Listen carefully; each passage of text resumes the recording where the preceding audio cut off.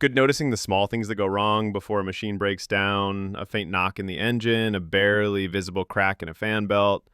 These are warnings a good auto mechanic catches early. Over 25 years under the hood, I prided myself on listening to those subtle sounds that mean the difference between a smooth ride and a roadside breakdown.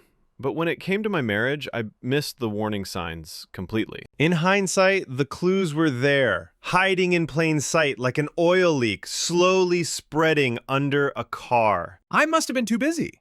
Trusting my wife and living my routine to see that my life's most important engine, our marriage, was on the verge of seizing up. My name is Jack, and I'm a 47-year-old auto mechanic in Detroit. I run a small garage on the south side of the city where salt from the winter roads eats away at cars and every spring brings a rush of rusted undercarriages and busted suspensions. I've always loved my work. There's something honest about an engine. If there's a problem, it shows you, one way or another, if you know how to look. My days were spent with grease on my hands, the smell of motor oil in the air, and the sound of old rock music crackling from a radio in the shop's corner. It's a blue-collar life, maybe not fancy, but it provided well enough for my family. We have a modest house in a working-class neighborhood, and until recently, I thought we had a happy, ordinary life.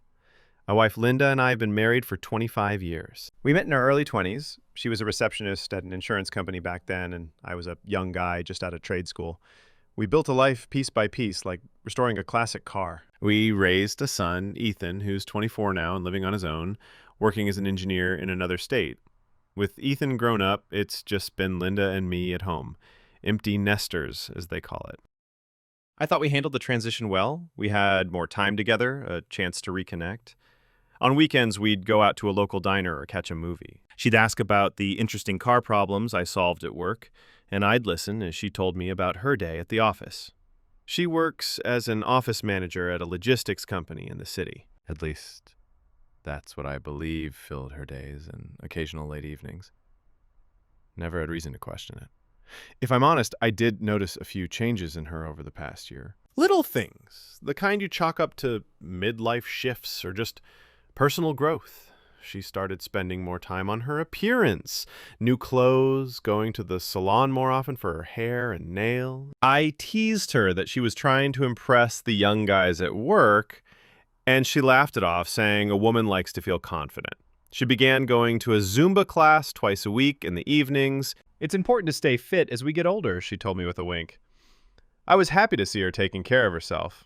I'd even attend some Saturday morning yoga class at her behest, clumsily following along just to spend time with her. At 45, Linda looked great. I was proud to have such a beautiful wife.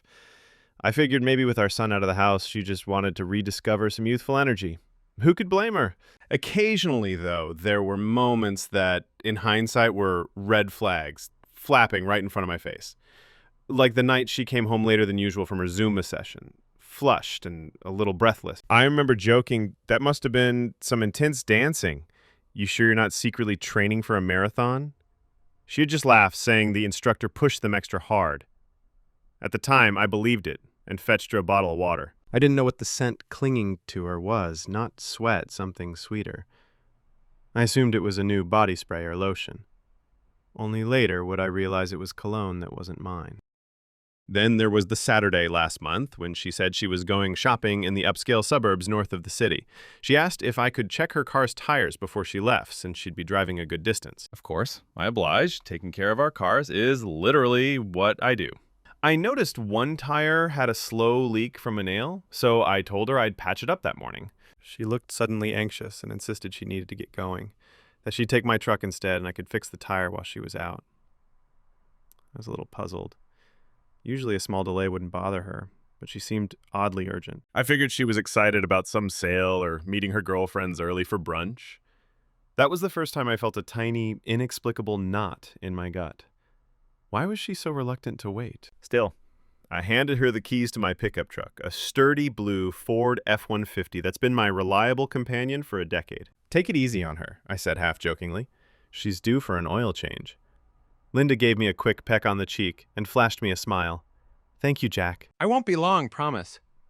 I watched her pull out of the driveway, my truck rumbling off down our street. The knot in my stomach lingered for a moment, but I shook it off. If I trusted anything in this world, it was my wife and my truck. and I just handed one to the other. That morning, with the house to myself, I fixed the tire on her Honda and then tinkered around the garage. I remember whistling along to the radio, feeling content. I told myself how lucky I was.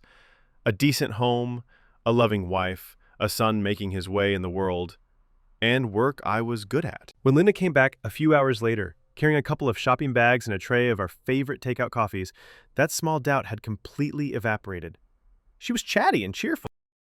We spent the afternoon together on the back porch sipping our coffees while she told me about a boutique she visited. Everything seemed perfectly normal. I had no reason to suspect that day was anything but ordinary. The second bigger warning sign came about 2 weeks later.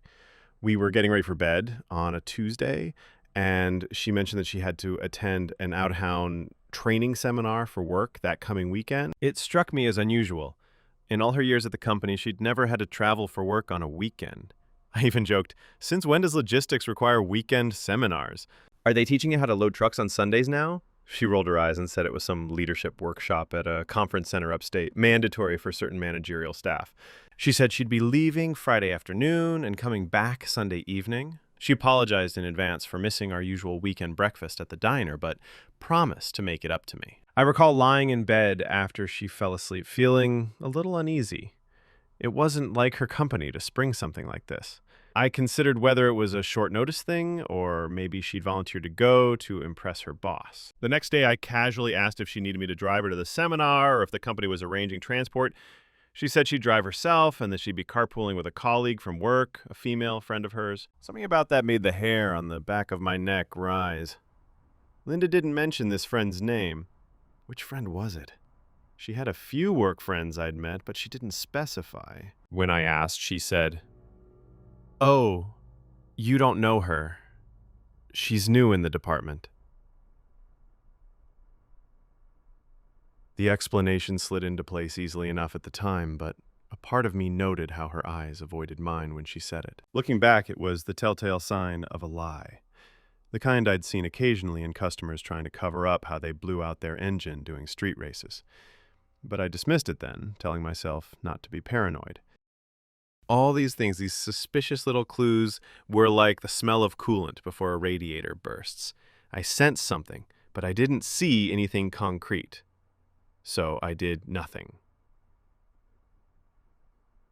I loved and trusted Linda. I wasn't going to spy on my own wife just because a business trip felt out of place. Instead, I wished her safe travels that Friday. That afternoon, I even helped her load her overnight bag into her Honda. She gave me a lingering hug before she left, which I found sweet. I spent the weekend tinkering on an old Chevy project car in the garage, trying not to notice how empty the house felt without her. She checked in with me by text each evening, saying the seminar was dull, but she was fine. I sent back a joke or two about how I was having a wild party with our dog as the only guest. In truth, I mostly watched TV and fell asleep on the couch. On Sunday evening, she came home right on schedule, looking a bit tired. I greeted her with a kiss and didn't press for details about the seminar. I figured she'd share what she wanted to. She just said, "I'm exhausted. Go to take a shower and hit the sack early." I remember there was a small smudge on the collar of her blouse as I took her coat, something brownish red. I teased, "Looks like you spilled some conference coffee on yourself." She glanced down, seeming surprised, and murmured, "Oh, must have been at lunch." We both missed that the stain looked more like makeup than coffee, specifically like a smudge of lipstick in a color I didn't recognize. These signs of wear on the shiny surface of my marriage were there, but I buffed them away with excuses. After all, trust is the foundation of any solid machine, or so I thought. It wasn't until a final, undeniable proof practically fell into my lap that I realized the truth. And by then, the engine of my marriage had already thrown a rod. Chapter 2, The Dashboard Confession. 3 days after Linda's weekend seminar, I found myself in the garage late at night, unable to sleep. My mind was a storm of half-formed suspicions and mental replays of every strange detail of the past weeks. The brownish-red stain on her collar, the unnamed colleague she supposedly carpooled with, the sweet cologne scent on her skin when she came back from shopping that day she borrowed my truck. Each thought was like a spark plug misfiring, jolting me with possibilities I didn't want to imagine. I sat on my work stool, elbows on my knees, staring at my truck parked under the fluorescent garage lights. The F-150's blue paint gleamed in places and was scuffed in others, each mark a memory of a job or a trip. I trusted this machine with my life on countless road trips, but now I was about to see if it had carried a secret I never intended it to. My gaze drifted to the small device mounted behind the windshield, the dashboard camera. I had installed a dual-lens dash cam in the truck last year after a rash of break-ins in our neighborhood. It records the road ahead and the interior of the cab, looping footage on a memory card. I rarely ever touch it, except to save a funny incident or scenic drive. Suddenly, I remember the day Linda took my truck, how I'd never bothered to check the footage afterwards. Why would I? She was my wife, borrowing my car to go shopping. End of story. Or so I thought. An icy dread washed over me as I realized the dashcam could have recorded something from that day. Part of me was terrified to find out, but another part, a part that was growing by the minute, demanded answers. "Stop it, you're being ridiculous," I muttered under my breath, almost hoping to scold myself into dropping the idea. But I couldn't. I needed to know. My hands felt clammy as I reached into the truck and retrieved the small SD card from the dashcam. I plugged it into my laptop on the workbench and took a deep breath. The date index popped up on the screen. I navigated to the folder for that Saturday, the day she'd taken the truck to the suburbs. The footage played on my laptop screen, showing the view from my truck as it left our driveway that morning. I saw the familiar sights of our street, then the highway as she headed north. My heart pounded as I watched the timestamp. Minutes passed with nothing unusual, just my truck cruising the interstate. I sped through the video until the timestamp matched roughly when she said she'd be shopping. The video showed the truck pulling into a parking lot of what looked like a park or maybe a trailhead. Definitely not an upscale mall or boutique district as I had assumed. My brow furrowed. Why would she go to a park? I switched to the interior camera view. There was no audio. I never enabled sound recording, thinking it unnecessary, but the video was clear enough in daylight. I saw the driver's seat empty. Presumably, Linda had gotten out after parking. A couple of minutes went by on fast forward. Then, the passenger door opened and Linda climbed back into the driver's seat. As she settled, I caught a brief glimpse of her face in profile. She was smiling about something. She turned toward the passenger side and seemed to be speaking to someone outside. My throat clenched. Sure enough, a few seconds later, the passenger door opened and a man stepped up and slid into the seat beside her. Even on my small laptop screen, I could make out the guy's broad shoulders and a shock of dark hair as he closed the door. Linda and this stranger were now sitting in my truck, doors shut. I could feel my pulse pounding in my ears. The man leaned across the console toward my wife. At first, I didn't understand what they were doing. His face moved closer to hers. Then I saw their lips meet. I watched, unable to blink, as my wife, with whom I had lived for 25 years, kissed another man in the front seat of my truck. A numbness came over me from head to toe. I watched, detached and detached, as if I were floating outside my body. She threw her head back and laughed. The silent video made the scene eerie, as if I were watching some kind of horrific pantomime. My stomach churned. I didn't need sound to guess the tone of their conversation. They talked for another minute. Then, to my growing horror, Linda glanced at the parking lot entrance, checking to see if everything was okay, and climbed over the console onto his lap. The tinted windows and the angle of view hid the details, but it was obvious what was happening. I saw enough to realize that they weren't just kissing now.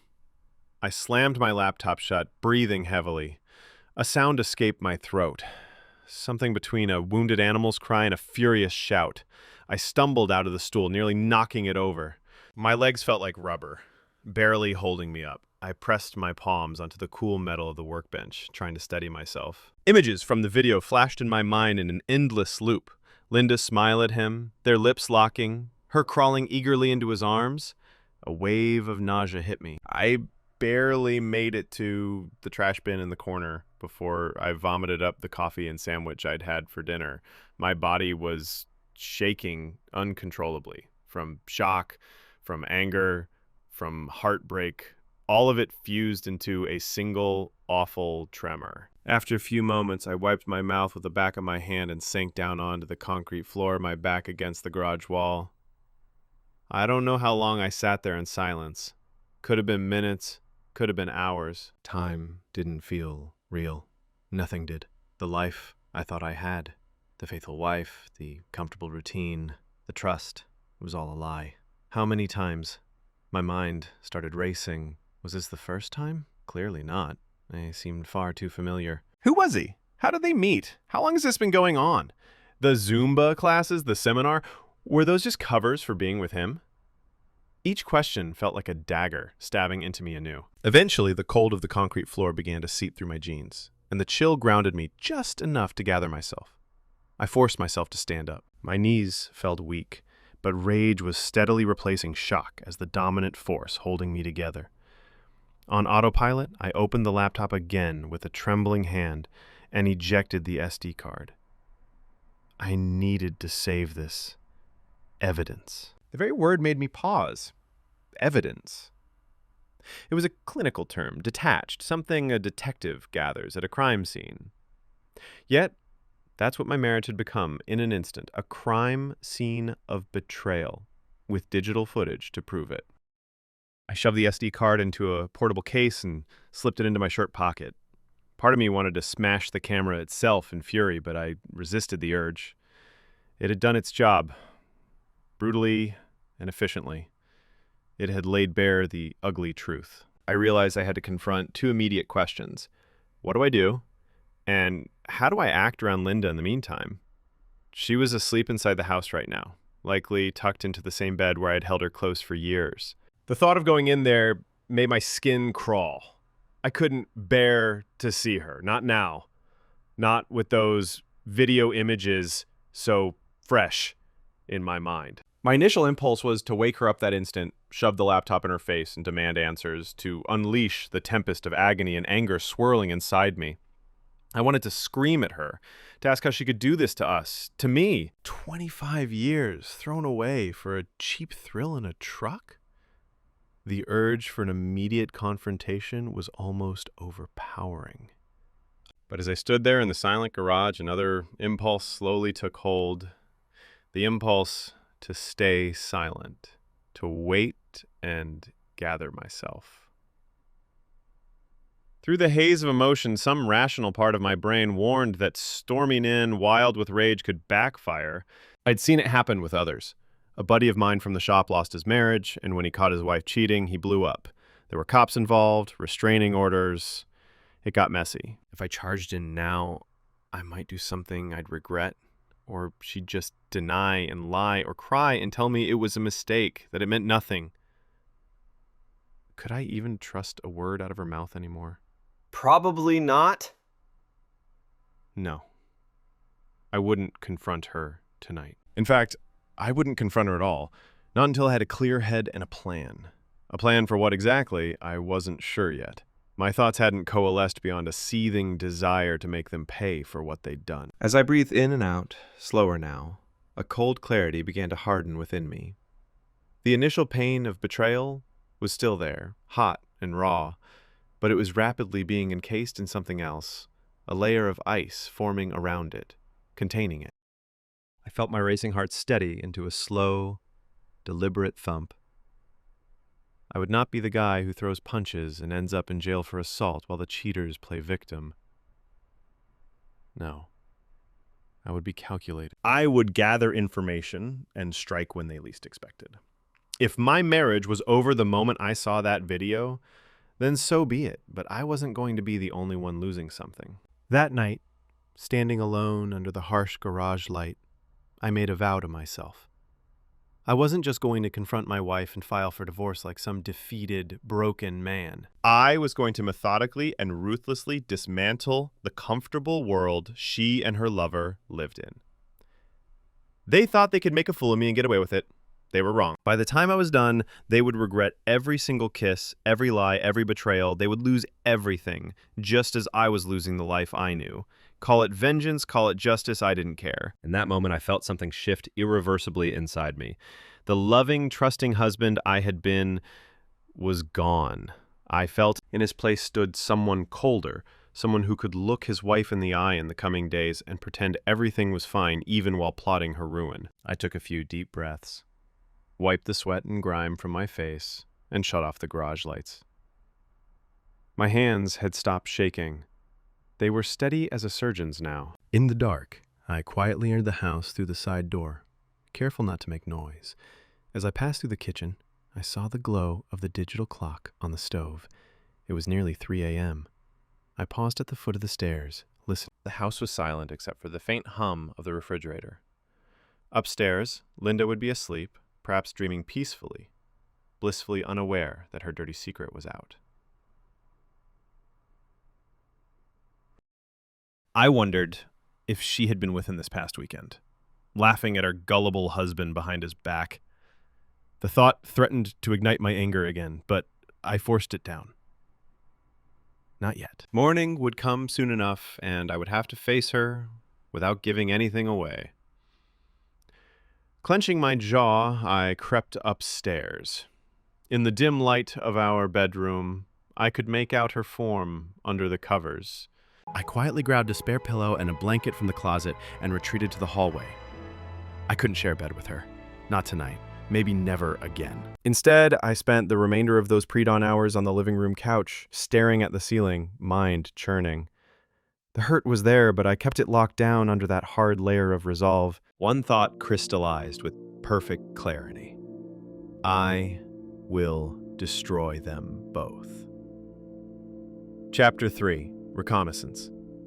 Morning arrived after that sleepless night, and with it came the first real test of my resolve. I awoke from a light, fitful doze on the couch to the sound of Linda moving around upstairs, getting ready for work.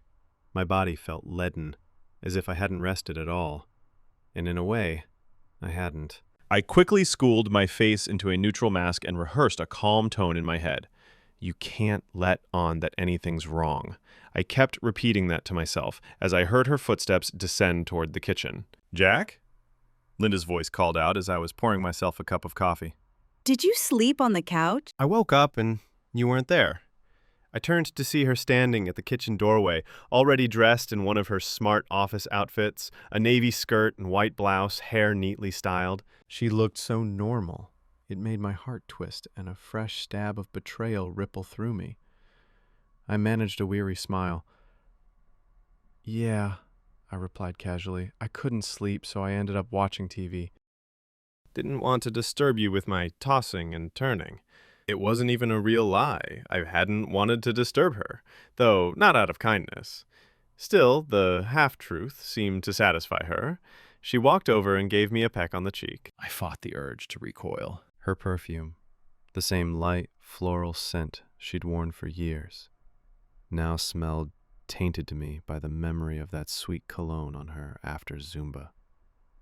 You look tired, she remarked, with a note of concern, as she grabbed a mug for herself. Are you feeling okay?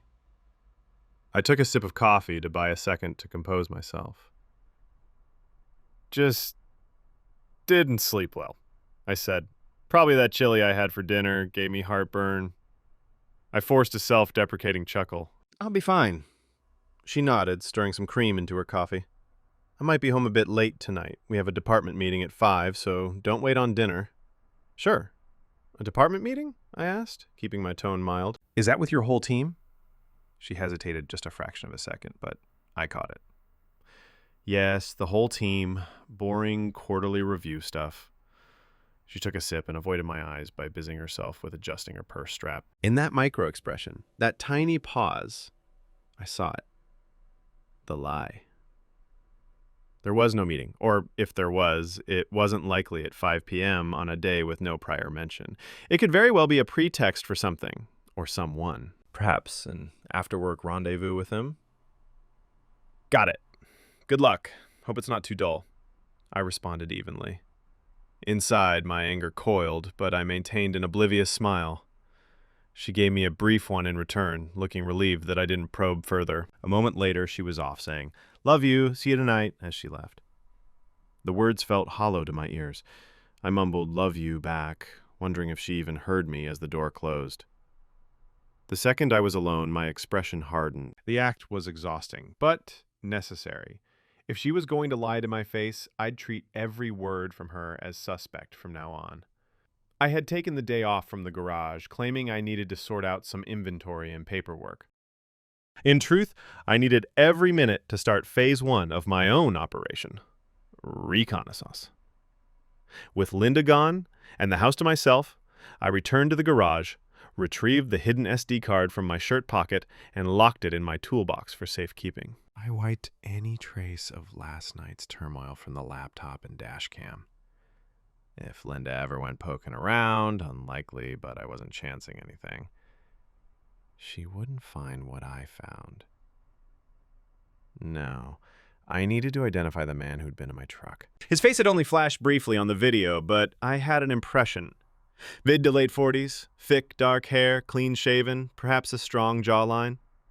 He was at least as tall as me, maybe a bit taller, and seemed fit. That description wasn't much, but I had a starting point. Her workplace. If he was with her on that Saturday, and possibly during her seminar weekend, chances were high he was someone from her job. The way she claimed a new colleague for the trip, and that subtle slip this morning about a meeting, all pointed to a coworker. I remembered her mentioning a few names from the office over the years, mostly women, but also her direct boss, Michael. What did I recall about him?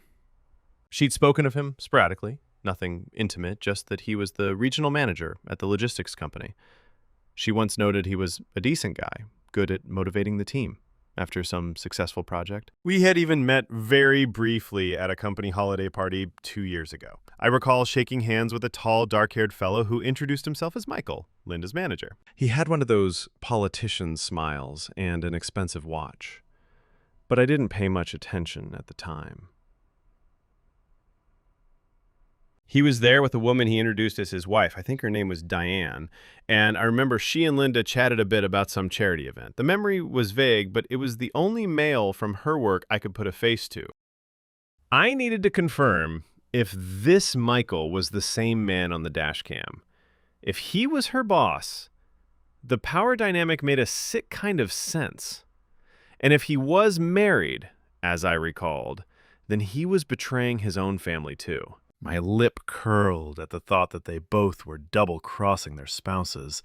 Perhaps that was part of the thrill for them. Two middle-aged people sneaking around, lying to their families.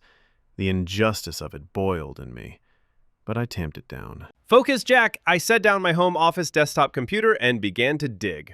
First stop, the company's website. A quick search brought up Midwest Freight and Logistics, her employer's name. I navigated to the About Us or Our Team section. There they were, headshots and bios of the management team. Sure enough, under Regional Operations Manager, Detroit, was Michael Turner, smiling confidently in a professional photo. Even in the well-lit headshot, I recognized the features. The strong jaw, the slick of dark brown hair, a hint of the same smirk I'd seen on the dashcam video when he leaned toward my wife. It was him. He looked to be around 50? And the bio blurb mentioned he'd been with the company 10 years, ex-military logistics officer, active in community service. I almost gagged at the irony of this supposed upstanding citizen. So, Michael is the one. The man who thought it was a good idea to defile my marriage and disrespect me in the process. I allowed myself a moment to stare daggers at his on-screen face, then saved the image to a folder. Knowledge is power. I intended to learn everything I could about Mr. Turner. I spent the next couple of hours in full sleuth mode. It's amazing how much information is out there if you know how to look. Social media, public records, Google searches. I combed through it all while jotting notes in a notepad. Michael Turner, age 49, married to Diane Turner, schoolteacher, for 25 years. 2 kids in college, according to a Facebook profile I unearthed for the wife. Michael himself had a minimal social media presence, but Diane's posts about family vacations filled in some gaps. They lived in an affluent suburb about 20 miles north of the city. That detail made me wonder, if he lived in the suburbs, why meet Linda at a city park that Saturday instead of somewhere near his home? Possibly because he didn't want to risk being seen by suburban neighbors. The city park rendezvous was likely convenient for both, roughly halfway. It also explained the so-called seminar weekend. Perhaps they had used a business trip ruse to get away together. I searched for any logistics conferences in the region last weekend. Predictably, found nothing matching what Linda described. They had probably driven off to some lover's retreat. The thought made my fists clench on the desk. Keep gathering information, I reminded myself. Every detail could be useful. I looked up property records and found that Michael and his wife owned their home. But interestingly, I also discovered a record of an apartment lease under his name in the city. It was a fancy high-rise downtown, likely a company-leased pied-à-terre or something, or perhaps his own secret getaway. The lease was recent, just 6 months old. That raised my eyebrow. Why would a suburban family man need an apartment downtown? The likely answer? He wouldn't, unless he wanted a private place to bring someone. It wouldn't surprise me if that apartment was their regular love nest. Now, I had a possible location where they might meet. Next, I turned my attention to my wife's side of things. It might seem redundant, I knew her, or thought I did, but I wanted to see if she'd left any digital trails. Her social media was sparse. She wasn't very active online, at least not under her real name. Her phone, however, would likely have told me everything, if I could get into it. I had seen it in her purse this morning, but didn't dare try anything then. I would have to create the right moment to snoop on it soon. In the meantime, I checked our cell phone account online. It showed the call and text logs for our lines. Sure enough, over the last few months, I saw a pattern. Repeated calls and texts to a number that I didn't recognize. They were often in the early evening or late afternoon, times she'd typically call me or our son, but these were to a different number. It wasn't one of our known contacts. I copied it down. The area code was local, likely Michael's personal cell. I decided to confirm. Using a simple spoofing tool and a throwaway VoIP line, I rang the number from my computer. As expected, I got a generic voicemail. A man's voice saying, "You've reached Mike, leave a message." I hung up before it could record. The fury that had settled into a cold lump in my chest flared briefly upon hearing his casual tone, but at least now I had his phone number. More evidence. By late morning, I had assembled a clearer picture of the people I was dealing with. My wife, who up until a day ago I'd have sworn would never betray me, and this Michael Turner, model citizen and closet adulterer. They had everything to lose. Family, reputation, jobs. And I was now a man with nothing to lose and a mind set on retribution. I realized that beyond information, I needed to start mapping out exactly how to bring them down. I couldn't just throw a grenade and hope it hit all targets. I needed a precise plan, one that left no escape routes for them and minimal blowback on me or anyone else I cared about. I retrieved a fresh notebook from my office drawer. On the first page, I jotted down the key objectives swirling in my brain, the pillars of the revenge I intended to enact. Expose their infidelity publicly, not just to me, but to everyone that mattered. Friends, family, co-workers. They should feel the same humiliation and betrayal I felt, under the harsh light of public scrutiny. Destroy their careers and finances.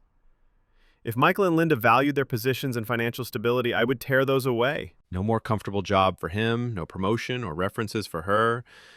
I wanted them broke or at least struggling. Isolate them socially. I would ensure that friends turned their backs and family members shunned them. They would have only each other to commiserate with, a twisted prize for their treachery. Legal consequences. I wasn't satisfied with mere social ruin. I wanted at least one of them, if not both, to face actual charges. Jail time, if I could swing it. They had already broken moral laws. Maybe I could maneuver events so they broke real ones as well.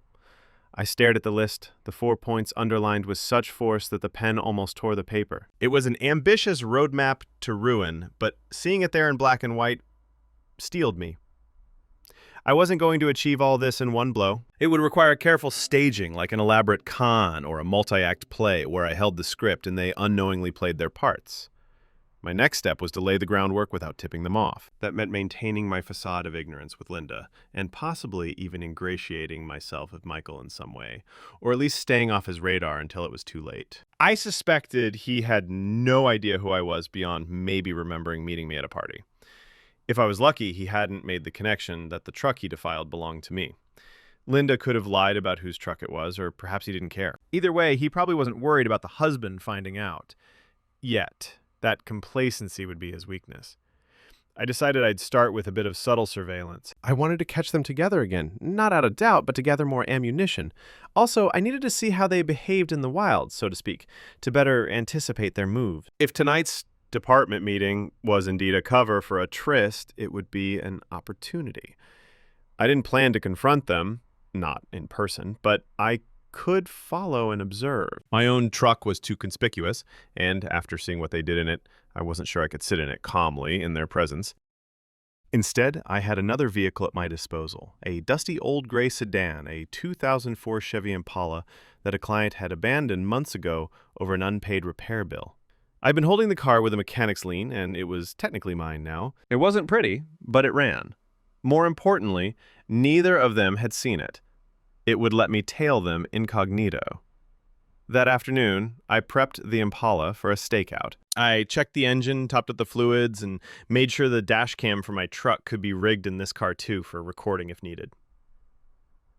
By 4:30 p.m., I parked the Impala on a street near Linda's office downtown. My heart was pounding again, adrenaline starting to surge as the hour of truth approached.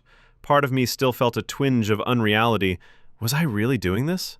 Spying on my own wife? But then I'd recall that video, and any hesitation turned to resolve. At 5:10 p.m., I spotted Linda's silver Honda exiting the parking garage. I slouched down and let her pass, then began to follow at a casual distance. Sure enough, she did not head home via the usual route. Instead, she turned onto the freeway going west, not toward our neighborhood at all. I stayed several cars behind, trying to be inconspicuous among the early evening traffic. 20 minutes later, her car took an exit near a residential district on the west side I recognized. It was mostly quiet streets, a mix of older warehouses and a few motels that hadn't yet been gentrified. My jaw tightened. This area wasn't on any direct path from her office to our house. There was no reason to be here except her Honda turned into the lot of a small motel, the kind that rents rooms by the hour or the week, with a neon vacancy sign blinking even in daylight. I cruised by, my hands gripping the steering wheel like a vice. I caught a glimpse of her parking next to a black BMW. That had to be Michael's car. It fit his style and the partial memory I had of a dark car in the dash cam. I pulled into a convenience store parking lot just down the block, where I had a line of sight on the motel. From behind a newspaper propped on the dash, I watched. Within a minute, I saw them. Linda stepped out of her car, and as she did, the driver of the BMW, Michael, got out as well. He was dressed in business casual clothes, no suit jacket, as if he'd shed it after work. They greeted each other quickly and headed for a room door near the far end of the lot, with her walking a pace ahead and him right behind, almost like eager teenagers. He might have had his hand on her lower back, but from my distance it was hard to be sure. Regardless, the familiarity and timing told me all I needed. This was no mere meeting or coincidence. They were shacking up as blatantly as could be. Thankfully, the motel was seedy enough not to have cameras in the parking area. I doubted they'd risk such a spot if it did, so I didn't worry about being recorded myself. I snapped a few telephoto pictures with my phone, zoomed in as much as possible. One of them entering the room together, one of their two cars, side by side. Not award-winning clarity, but proof positive for anyone who recognized them. After that, I just sat and waited. I had thought I might feel another surge of agony seeing them in person, but oddly, I felt almost nothing but grim satisfaction. Satisfaction that my suspicions were confirmed and that these two had no idea what was coming. If anything, watching them now only solidified my conviction. They looked so at ease, so routine in their cheating, that it angered me less with pain and more with a sense of righteous wrath. This was just their normal now. Sneaking off to a dingy motel after work, lying to everyone. They probably thought they'd continue this for as long as it excited them, then go back to their comfortable lives, no harm done. Not if I have any say, I whispered to myself, lowering the newspaper. My mind was already churning through the next steps. I had evidence of the affair, more than enough now, and I had identified the players and their vulnerabilities. Now it was time to set the stage for Act 1 of their downfall. I started my car and drove off before they emerged, careful not to be seen. By the time they'd finished their little romp, I'd be long gone. Let them enjoy their evening. They had no idea it was one of their last moments of twisted bliss before the chaos I was preparing to rain down on them. Chapter 4. Unmasking the Betrayers. 2 days later, I put the first part of my plan into action. By now, I had amassed all the damning evidence I needed. The dashcam video, photos of their motel meetup, phone logs, and a clear picture of who they really were. Every time I thought of confronting them directly, I remind myself that a private confrontation would be too small a punishment. They needed to be exposed, laid bare for everyone to see. It was time to shine a spotlight on their affair, to unmask the betrayers in front of their world and let the consequences come crashing down. I spent the morning carefully preparing anonymous packages. The first was for Diane Turner, Michael's wife. I can't claim any personal grudge against her. In fact, she and her kids were collateral damage in this mess, innocents like my son. But she deserved to know the truth of what her husband was doing behind her back. I also suspected that once she knew, Michael's personal life would implode. I printed a selection of photos, a still frame from the dash cam, clearly showing Michael and Linda kissing in my truck, and a shot of them entering the motel together, his hand unmistakably on the small of her back. I typed a short letter to go with it, disguising my writing style as best I could. It read, "Dear Diane, I am writing as a concerned individual with evidence that your husband, Michael, has been unfaithful. Enclosed are pictures taken recently." The woman in the photos is Linda, office manager at Michael's company. "I'm sorry to deliver such painful news, but I felt you should know the truth. A friend." I debated whether to include the dashcam video on a USB for her as well, but decided the pictures were likely enough. The video was intensely personal and frankly explicit. I'd hold on to that for other purposes. I sealed the letter and photos in a plain manila envelope. For safety, I didn't mail it from our local post. Instead, I drove 2 towns over and dropped it in a postal box, ensuring it couldn't be easily traced back to me. Next was the workplace. Public humiliation in a professional setting can be devastating, and I knew Michael valued his career deeply, as did Linda. The logistics company had a strict code of conduct policy. I'd heard Linda mention HR rules about inter-office relationships before. An affair between a manager and a subordinate, if brought to light, would be a scandal they might not recover from professionally. I composed an email from a throwaway account that I'd created using a VPN for anonymity. I addressed it to multiple recipients, the CEO and the Human Resources Director of Midwest Freight and Logistics, with the subject line, "Urgent, Ethics Violation Evidence, Michael Turner." In the email, I wrote that it had come to my attention that Mr. Turner was engaged in an inappropriate affair with an employee under his supervision, naming Linda by her full name and title.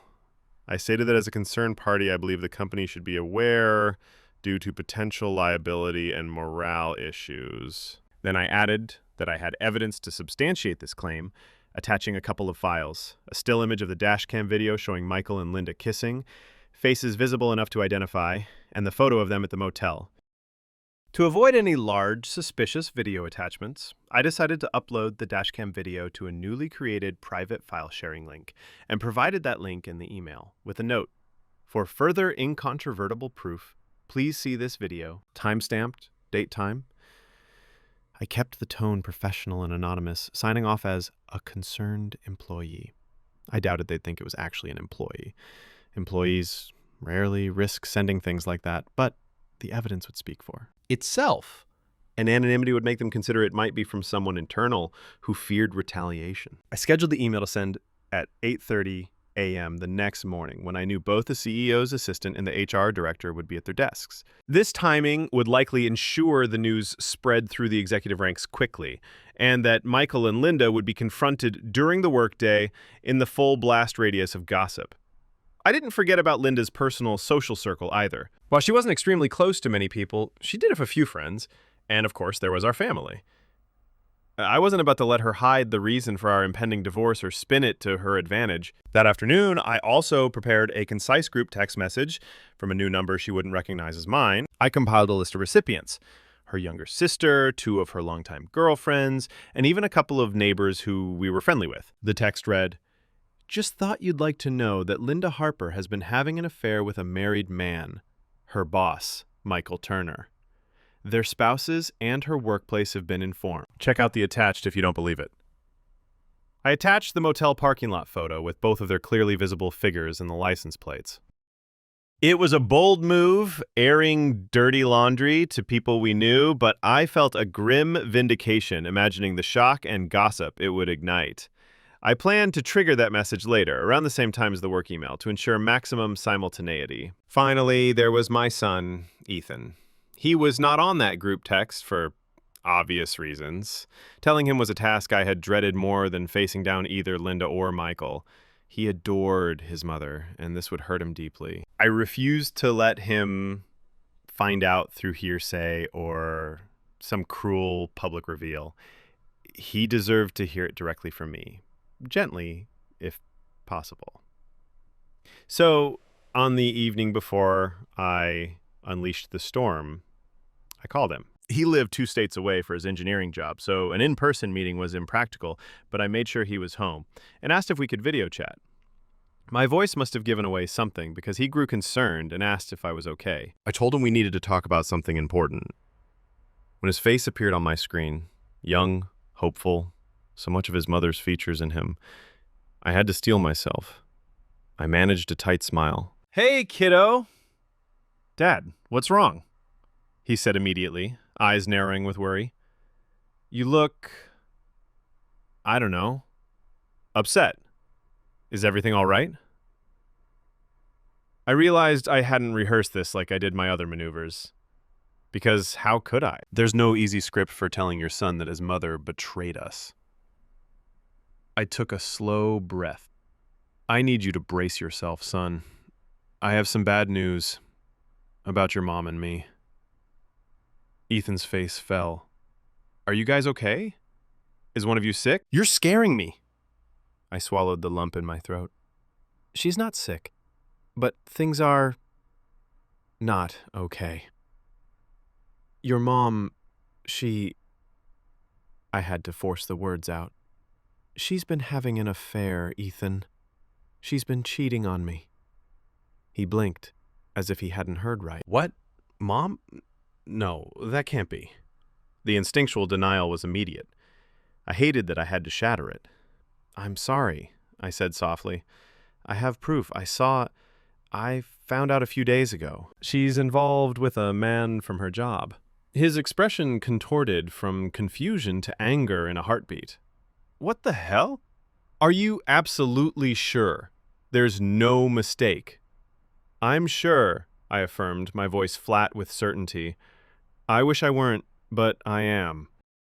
I wouldn't tell you this if I wasn't. I have video pictures. It's real. Ethan's jaw clenched, and he looked away from the camera for a moment, rubbing his eyes. I could see the turmoil playing out. That's why you look so... Jesus, Dad. I'm so sorry. His sympathy for me was like a salve, but I also saw pain in his eyes. Pain for himself, betrayed by a mother he idolized. I'm sorry to lay this on you, son. I didn't want you blindsided. Things are going to get messy here. I'm going to divorce her. And there's more. I'm not handling it the usual way. I'm making sure they face consequences. He looked back at me sharply. What do you mean? I had to be careful. I wasn't going to detail my revenge plot, but I also wanted him to hear some of it from me rather than rumors. I've already informed the other man's wife, and tomorrow the news will likely reach Mom's workplace and a lot of people. I'm exposing what they did. It's going to be public. She's going to have to deal with a lot. Ethan absorbed that, a mixture of shock and conflicted feelings on his face. He was quiet for a long moment. Finally, he asked in a pained voice, How could she do this after all these years? Did you guys seem okay? I mean, I thought you were happy. It was a shock to me too, I admitted, my composure wavering only in front of him. I thought we were happy enough. Or at least, I never imagined she'd do something like this. People change or make awful choices. I don't have an answer for you. Only she does, and I'm not sure even she knows why. He nodded, eyes cast down. Have you talked to her about it? What did she say? Not yet, I replied. I found out, and I haven't confronted her directly. I needed to do things my way first. He looked at me, perhaps sensing the cold determination in my tone. Dad, I won't tell you what to do. She screwed up horribly. Just don't do anything that could hurt you too. I'm worried. You look like you haven't slept. I managed a slight smile. Don't worry about me. I'm taking care of things, but I appreciate it. I really do. We talked a while longer, as much as I could manage without either of us breaking down. He oscillated between anger at her and concern for both of us. I assured him none of this was his fault and that I loved him. We agreed that he wouldn't call or message his mother until the dust settled, unless he wanted to. I said it might be best to let her reach out first, given the chaos that was about to erupt. He understood. Before hanging up, he asked, "Will you be okay, Dad?" I clenched my jaw and nodded. "I will be. It's rough now, but it'll be better once this is over." That was the closest I came to admitting there was an endgame in sight. After the call, I sat in silence for a long time, gathering myself. If there was one part of my plan I half regretted, it was how it would inevitably hurt people like Ethan and Diane, who didn't deserve it. But in the end, this destruction was wrought by Linda and Michael's actions. I was just making sure the explosion hit its proper targets. The following morning, I watched events unfold from a careful distance. At 8:30 sharp, my pre-scheduled email went out to the higher-ups at their company. I had no direct line of sight to the chaos in the office, but I knew enough about corporate procedure to guess what would happen. Likely HR would verify the evidence, maybe confer with legal, and within an hour or two, both of them would be pulled into separate meetings. Perhaps security would be present. By noon, I expected they'd at least be suspended or escorted out, if not outright terminated. Office gossip would ensure every employee knew why by the end of day. My group text went out as well shortly after the email. My phone, the anonymous one I used for it, soon showed message after message as recipients reacted. There were exclamation-filled replies, shocked friends asking, "Who is this? Is this a joke?" And concerned neighbors replying with, "Oh my God." One of her closest friends, Marcia, tried calling the number twice. I didn't answer. I could imagine at least one of those people would try to call Linda directly within minutes. The news was spreading exactly as intended. By mid-morning, I got what I'd been waiting for. A panic call on my personal cell from Linda. I was in my garage, going through the motions of organizing tools, trying to keep calm. I felt the phone vibrate in my pocket and saw her name flash on the screen. I let it ring. My heart was pounding, but I wasn't about to let her hear my voice, not yet. She tried again, twice, back to back. I muted the phone. Next came a flurry of texts from her number.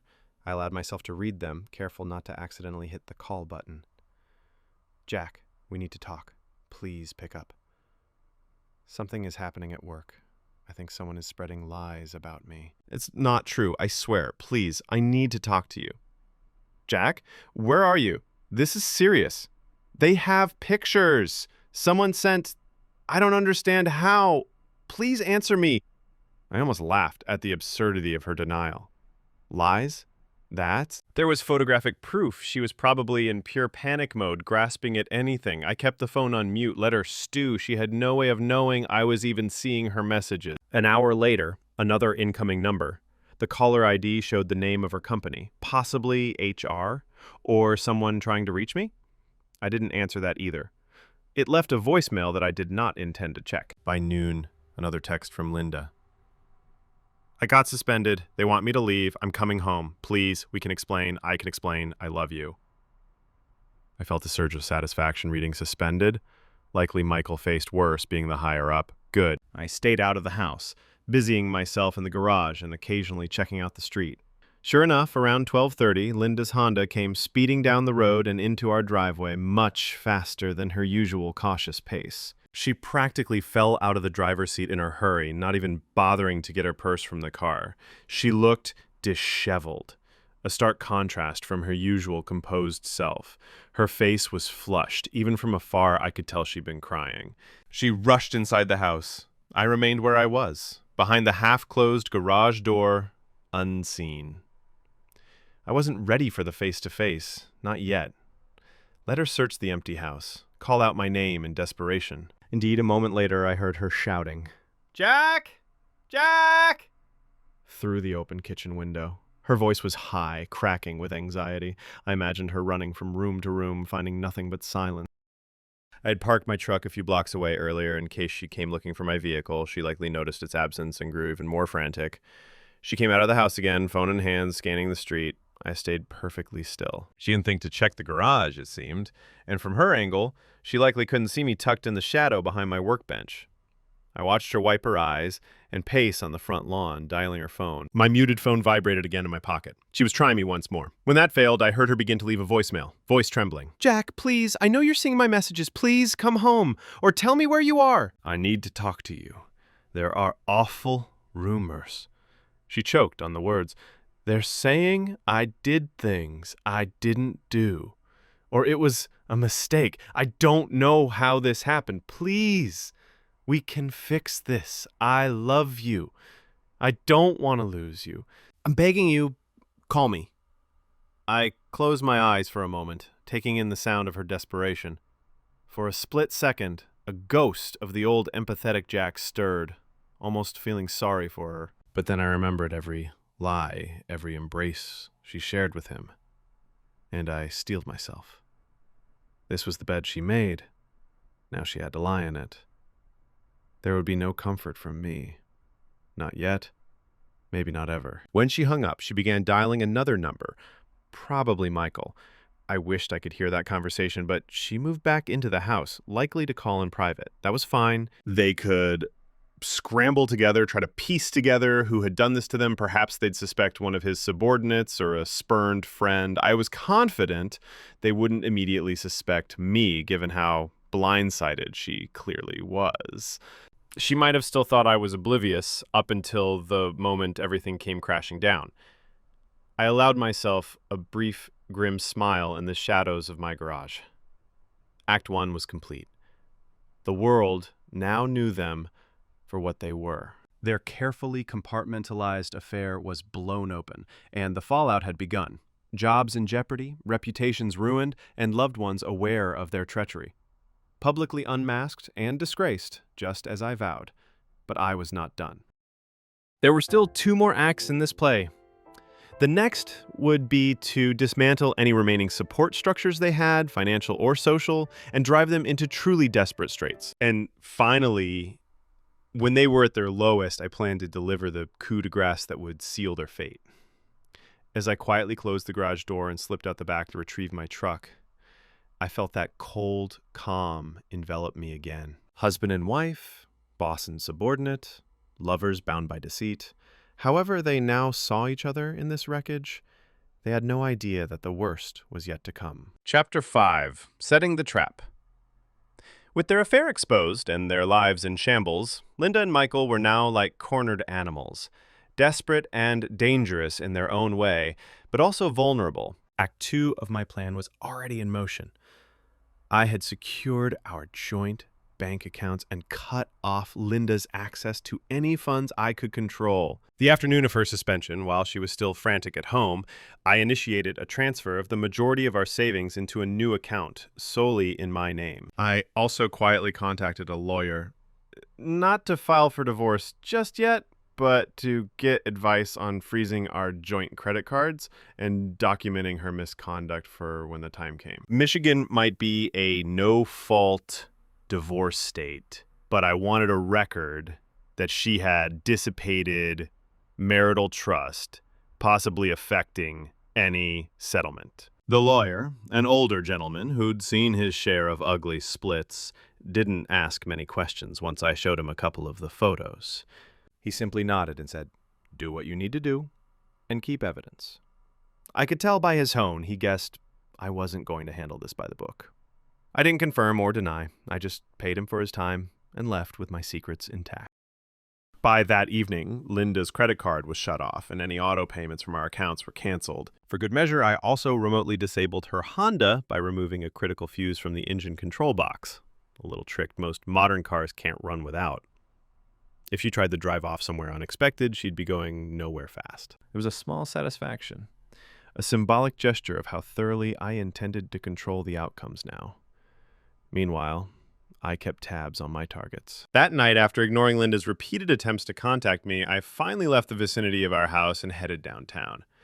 I had a strong hunch about where she'd go after finding the house empty and me unreachable. Sure enough, a bit before dusk, I caught sight of Linda's Honda, telltale by the baby on board sticker we never removed, now ironic with our baby grown, heading toward the upscale high-rise where Michael's secret apartment was. I followed at a distance and watched her pull into the underground parking garage.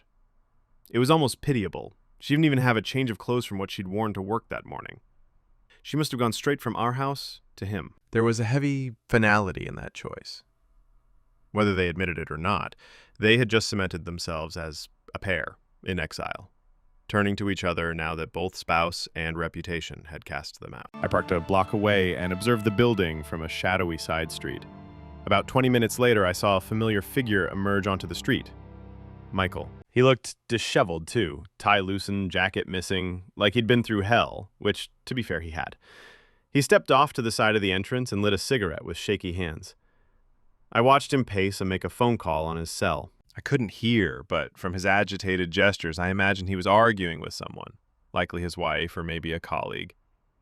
After a few minutes, he flicked the cigarette away and went back inside. So he was definitely holed up there. And now Linda had joined him. A twisted part of me wondered if they took any solace in each other, or if they were already bickering and blaming. Perhaps both. I had to be careful from here on. My endgame was illegal, unquestionably, and unlike exposing an affair or draining accounts, which might be unethical but not criminal, planting evidence was a crime that could land me in serious trouble if caught. I had no intention of getting caught. This portion of my plan required meticulous execution, but the prospect of seeing them behind bars, even briefly, was too enticing to pass up. They had broken their vows and moral laws. Now I would maneuver things so they broke civil laws as well, at least in the eyes of the authorities. The next day I set about acquiring the means to that end. As a mechanic, I had occasional brushes with the local underground. I'd fixed cars for all sorts, from honest truckers to small-time crooks. One such past customer was a guy named Ray, a jittery man in his 30s who ran a pawn shop and, I suspected, dealt in stolen goods and drugs on the side. A year ago, I'd replaced the transmission on his van, and he paid in cash, with a suspicious roll of hundreds that reeked of something skunky. We weren't friends, but I knew where his shop was, and that he prided himself on being able to get anything. If anyone could get me a quantity of illicit substances with no questions asked, it would be Ray. I visited his pawn shop under the guise of browsing for tools. There were a couple of other customers, so I pretended to examine some used power drills until they left. Then I approached Ray at the counter. He squinted at me, trying to place my face, and then broke into a grin of recognition. "Hey, Jack, right? The gearhead who fixed my ride? What brings you here?" I lowered my voice. "I need a favor, Ray. And I can pay." I slid $500 in cash across the counter as a show of intent. His eyes darted to it and back to me, instantly wary, but interested. "What kind of favor?" he muttered, taking the bills and pocketing them. I carefully phrased what I needed. A certain substance. The kind that would get someone in a lot of trouble with the law if they were caught with it. Think you can help me out? Ray's street smarts kicked in. "Depends on what and how much. You trying to score for personal use or planning something crazy?" "Don't answer that," he added quickly with a nervous chuckle. I might know someone who can supply, but it'll cost." I figured as much, I said, and quietly listed what I wanted. A sizable amount of cocaine, or meth, I didn't really care which, as long as it was a felony-level quantity. Something that. This looked convincing enough. I also emphasized I needed it today. Rush ordering illegal goods isn't exactly like Amazon Prime, but flashing more cash helps. I ended up passing Ray another $1,500 in hundreds, which hurt, but I saw it as an investment in my vengeance. He made a call, spoke in low tones, and told me to come back in a few hours. That afternoon, I returned, and he led me to the back of his shop. From under a pile of scrap electronics, he retrieved a tightly sealed plastic package, wrapped in duct tape. It was maybe the size of a brick. "This is what you asked for," he said, avoiding mentioning it by name. "Be careful, man, and don't let it trace back to me." I gave him a curt nod. This never happened. With that, I tucked the package in a gym bag I'd brought and left. My heart was pounding, but I felt no regret. Handling the bag, knowing what was inside, gave me a strange sense of power. I was literally holding their fate. Now came the tricky part, planting it on them without their knowledge.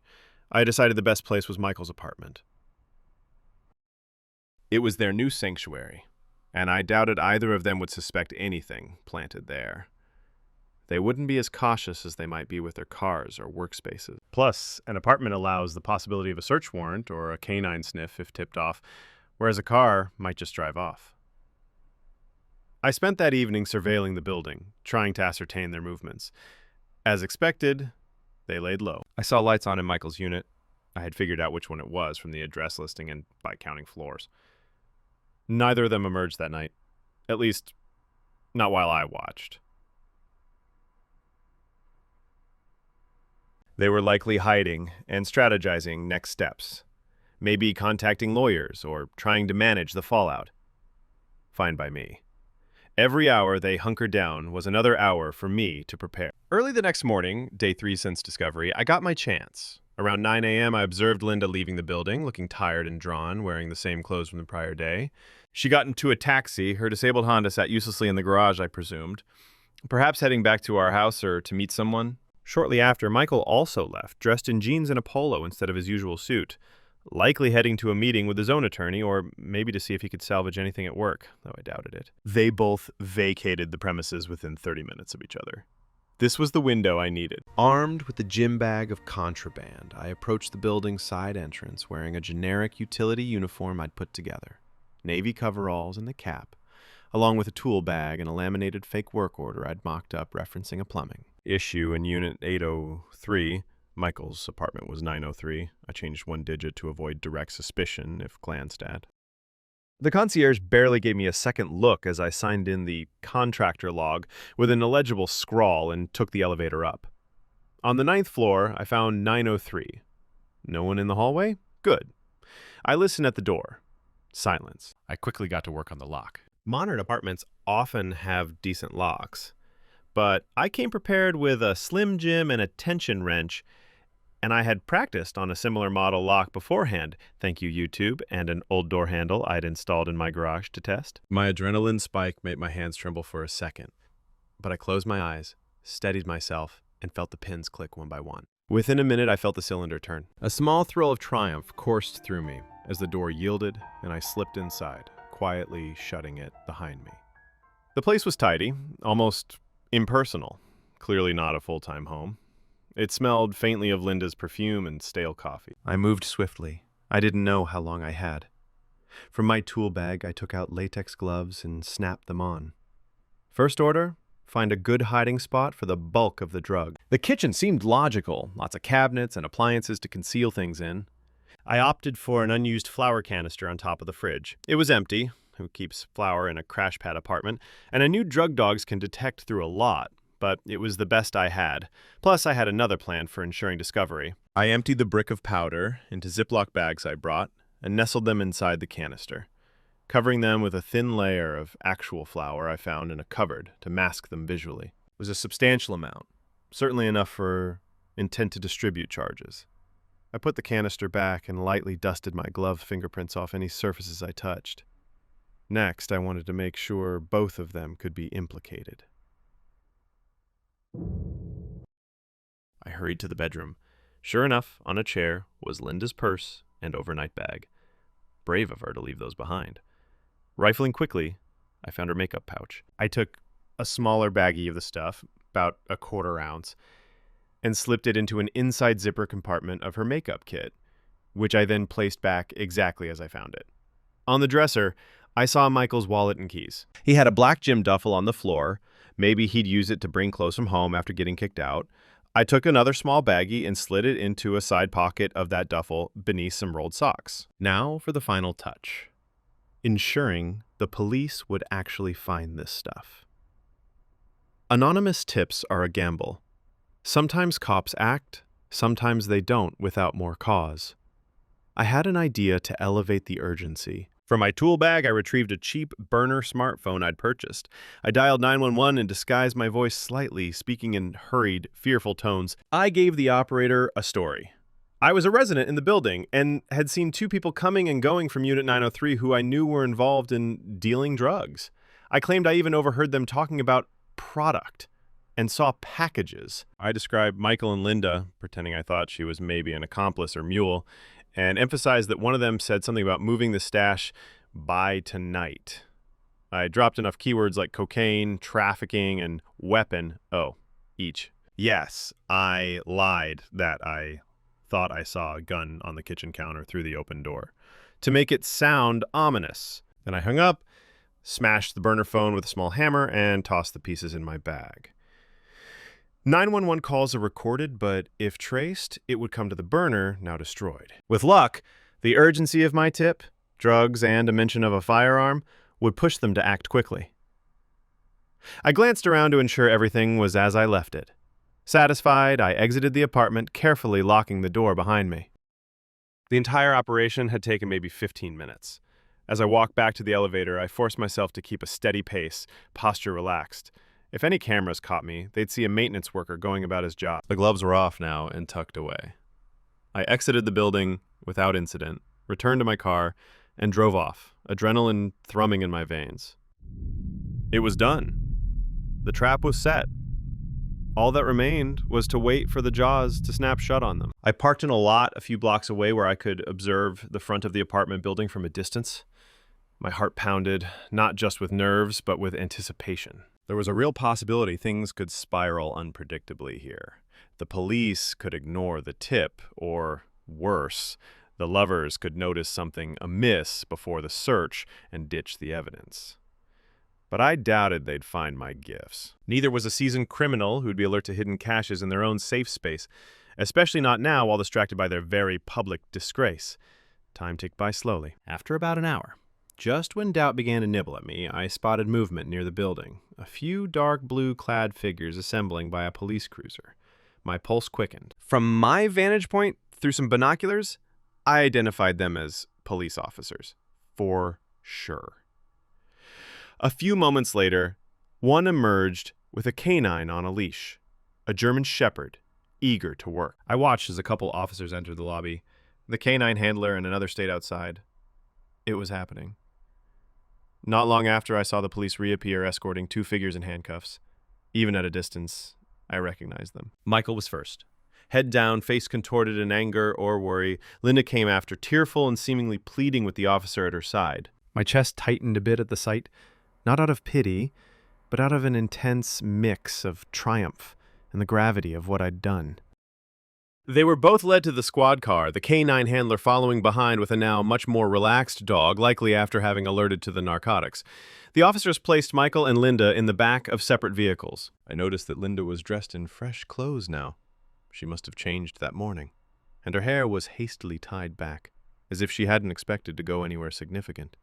The irony was rich. As the police cars prepared to depart, I decided to allow myself one final, close glimpse. I tailed them at a safe distance to the city police station. Once they turned into the sally port behind the station, I parked on a side street. Entering the public lobby of the station, I blended with a small crowd. Some people paying tickets, a couple waiting, perhaps related to other cases.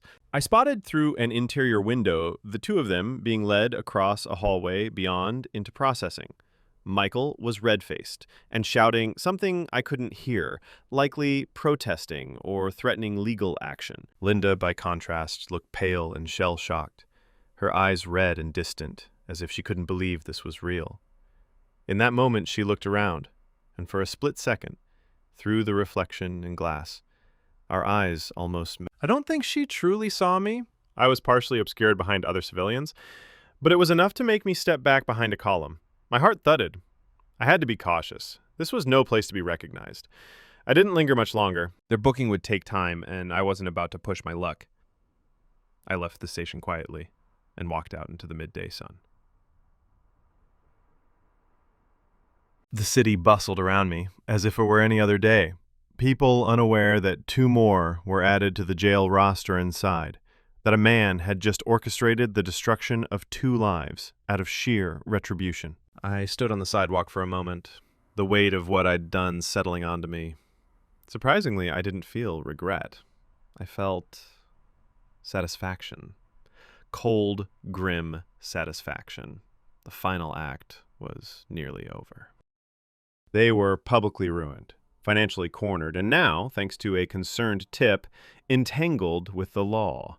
Barring some miracle, they'd be spending at least a night or two in jail and facing charges that would require money and lawyers to fight. It would break whatever remained of their spirits and bonds. Maybe they'd turn on each other to cut a deal, who knew?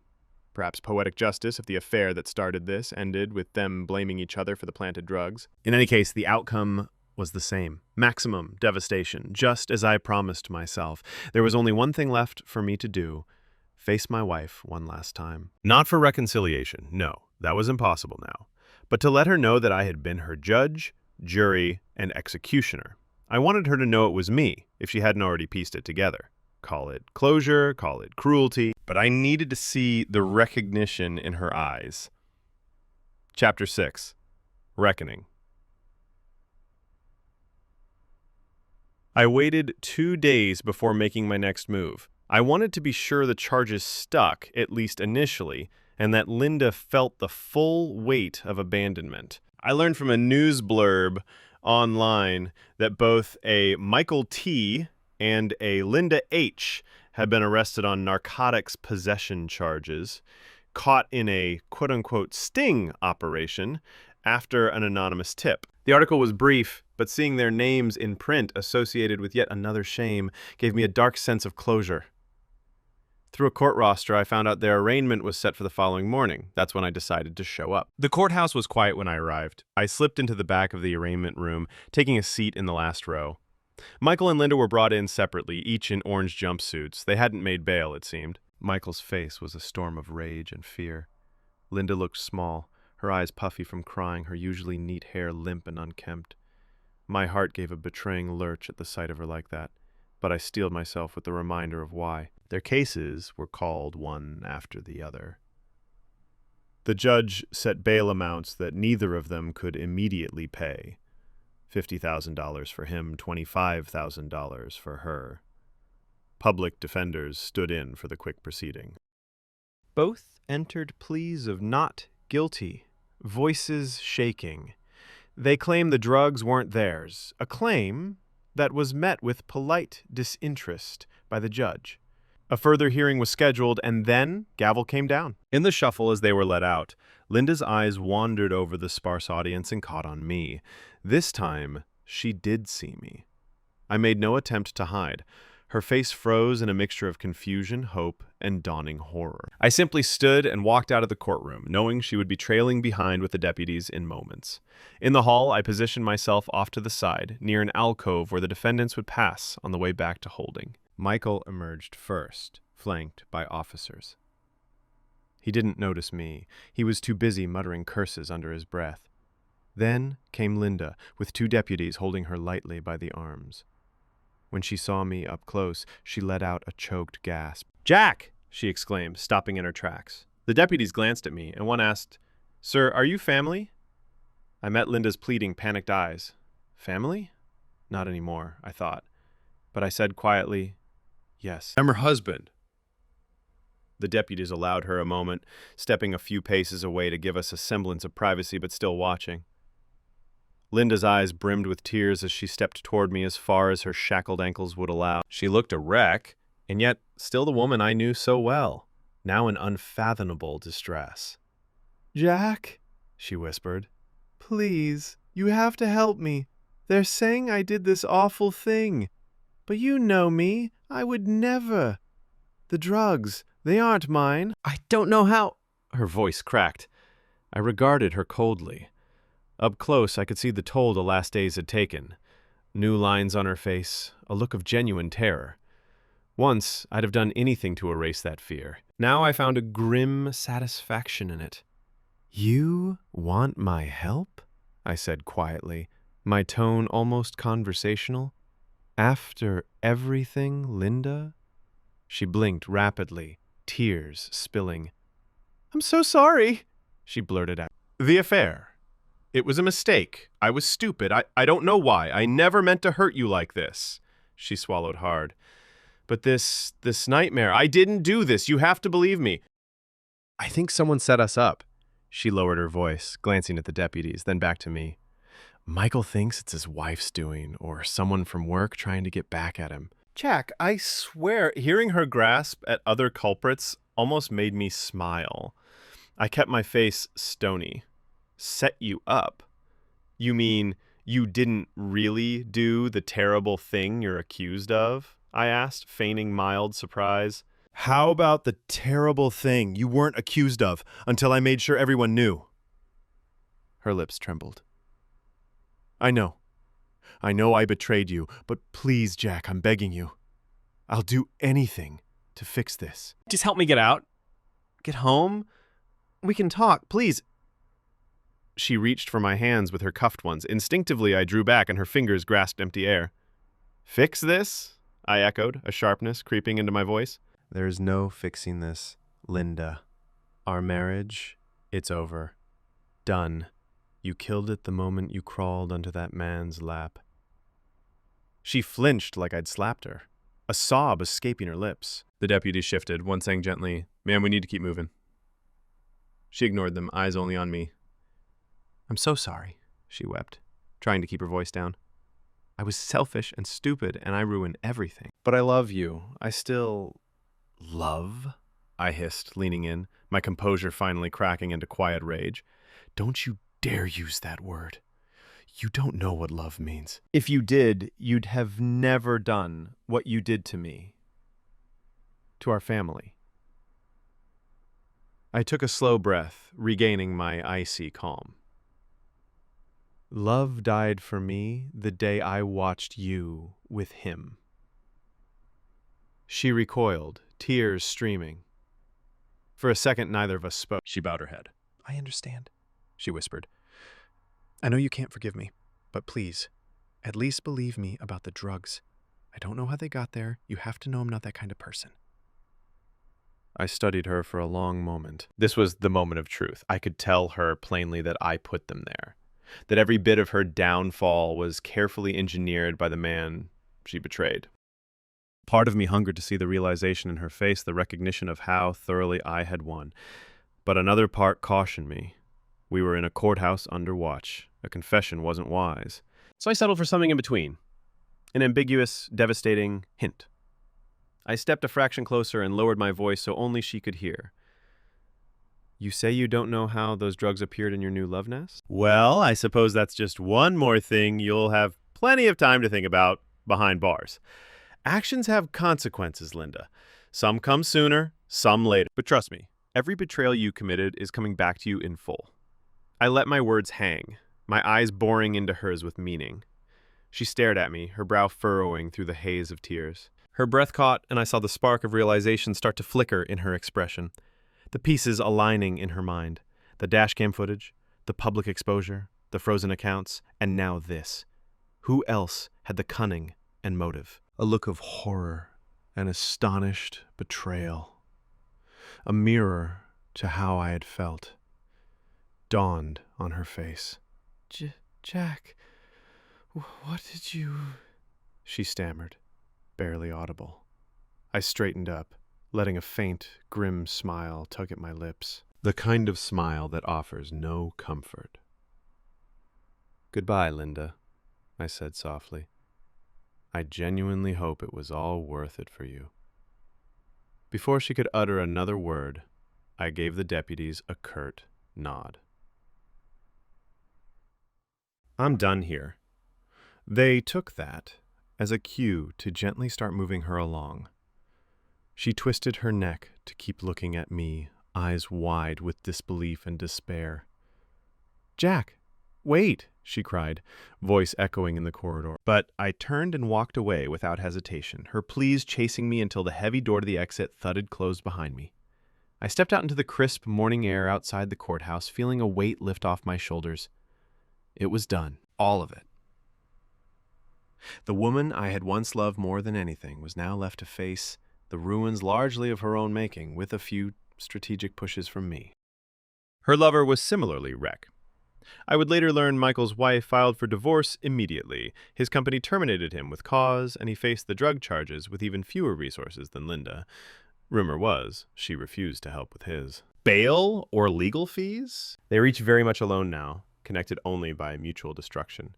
My drive home was quiet and contemplative.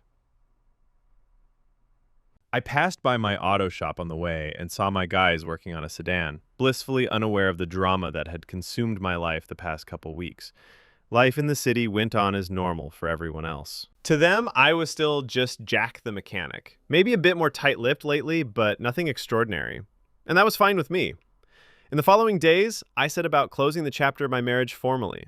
With the evidence I had of Linda's affair and her now ruined circumstances, she had no will to fight the divorce. Through my lawyer, she communicated a willingness to accept whatever terms, perhaps imagining it as an olive branch for leniency in other areas. I didn't care about punitive damages. I just wanted it done. We agreed that she would move out, once out of jail on bail, which her sister eventually managed to post in exchange for the last of Linda's savings. I let her take whatever personal belongings she wanted. I had no interest in them. The house would be mine. I planned to sell it anyway. Too many memories in those walls. Ethan, my son, remained my staunch ally. He flew in the weekend after the arraignment, not to see his mother. He couldn't bear to face her yet, and she wasn't free to visit anyway, but to check on me. We spent a long night on the back porch, sharing some beers, not saying a whole lot. But it was the most comfort I'd felt in a long time. He told me he'd been speaking with his mom's sister to make sure she wasn't completely destitute or harmed in jail, more out of concern for family duty than for Linda specifically. I respected that. He has a good heart. Better than mine, perhaps. He didn't ask much about the revenge, but at one point he did say quietly, "I know you're the one who made sure everything came out, Dad. And I don't blame you. Just promise me you'll be okay now. Let it rest." I patted his shoulder, assuring him that I intended to move forward with my life. The storm had passed. In truth, I felt an odd peace. The rage that had once roared inside me was now a cold ember. I wasn't jubilant. There was no pure joy in what had to be done, only grim satisfaction.